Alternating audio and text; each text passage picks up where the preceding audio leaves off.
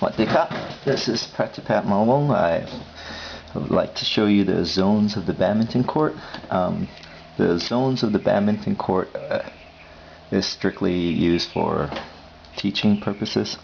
So I think it's useful to identify the areas of the court when you're coaching badminton. So this is what was taught to me, so this is what I'm going to show you. So, zones of the badminton court. First we start with the left-right zones. Basically,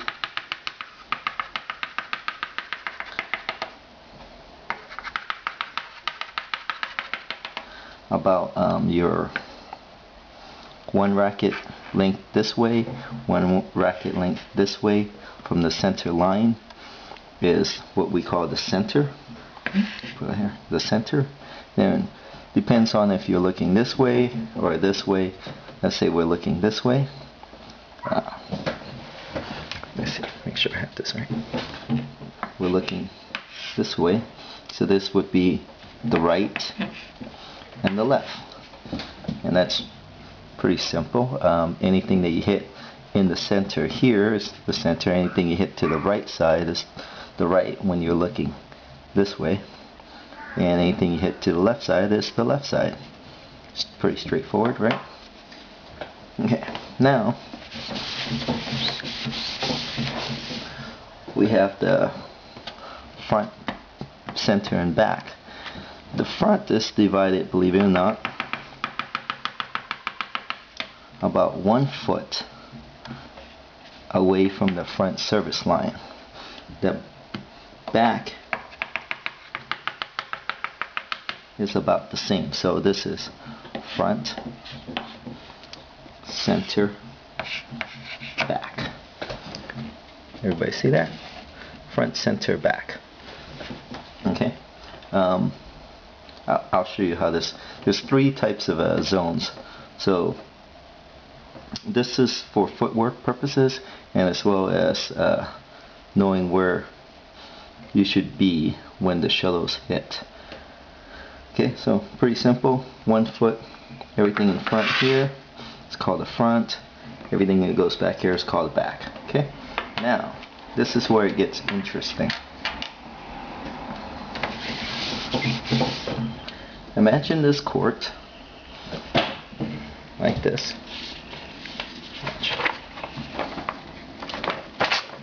Get out a piece of paper. This half of the court here. This is the net. Front service line, back service line, and center. Okay. Imagine this half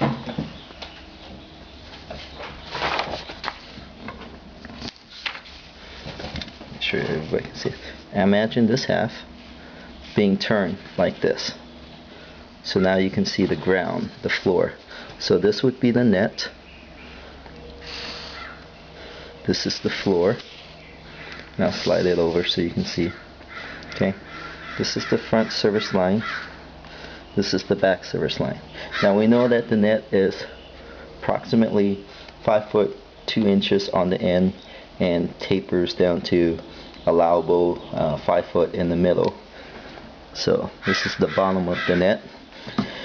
The front service line is 6.5 feet from the center, and this is 2.5 feet from the end back line. Okay. There's another zones called the vertical zones. The simplest way that you want to represent this is from the top of the net going all the way back, bottom of the net going all the way back. This is what we call zone 1, zone 2, and zone 3. And how that correlates to this is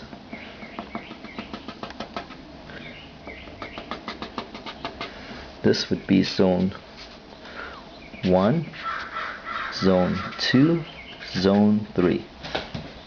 Okay, now when you're teaching this, you have to tell your students that everything in zone 1 down here when the shuttles hit here, oh, I'm sorry, here, let's put your player here.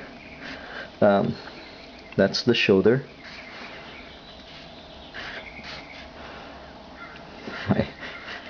My great stick figure here. Okay. Neck, head. So shoulder is about as high as the net. So I'm looking at this person about 5'8" to maybe 6 foot. So slightly below or slightly above the shoulder lines. It's slightly below or above the top of the net. Okay. So, okay, let's go back. So when the shuttle is down here, when your opponent is contacting the shuttle down here in zone 1, you should be somewhere around here in zone 1. Maybe not all the way up to the front, depending. Here's how it's divided. If you want to get, you can get really hypercritical on the lines. I'd rather keep it simple, just for illustration purpose. So if they're here, if the bird is being contacted here, down here, you want to be in zone 1. And if the shuttle is being contacted in zone 2, then you want to be in zone 2. If the shuttle is contacted in zone 3, then you want to be closer to zone 3. This area here is what I call the kill zone. There's no need. If your opponent can contact the shuttle here high on the net, 6 feet or 6.5 feet off the net, he's pretty much, or he or she will pretty much put it away. You can be anywhere on the court, it doesn't matter. It's going to be a kill zone, so this zone doesn't really matter.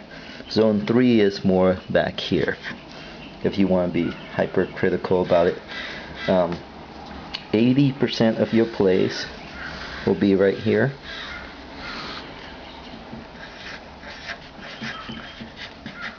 Of your opponent hitting the shot will be right there.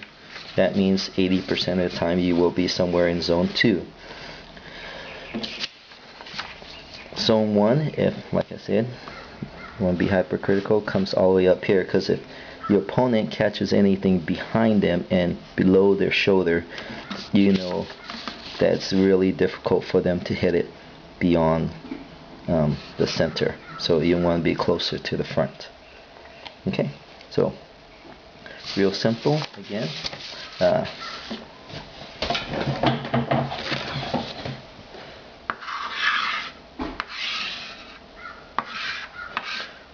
Center, right, left, if you're looking that way, and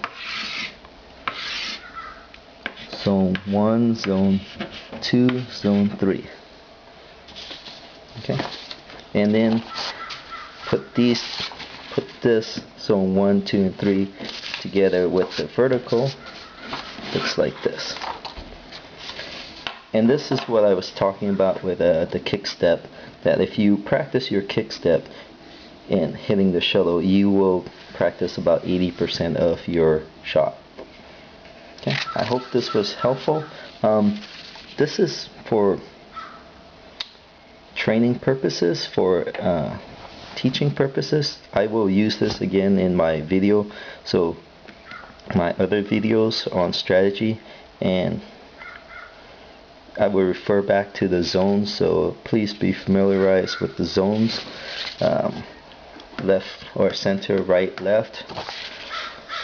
Front is 1, middle is 2, back is 3. Bottom of the net is 1, middle is 2, all the way back here is 3. So 2 kind of comes up like this. Okay. I hope this is helpful. Thank you for watching.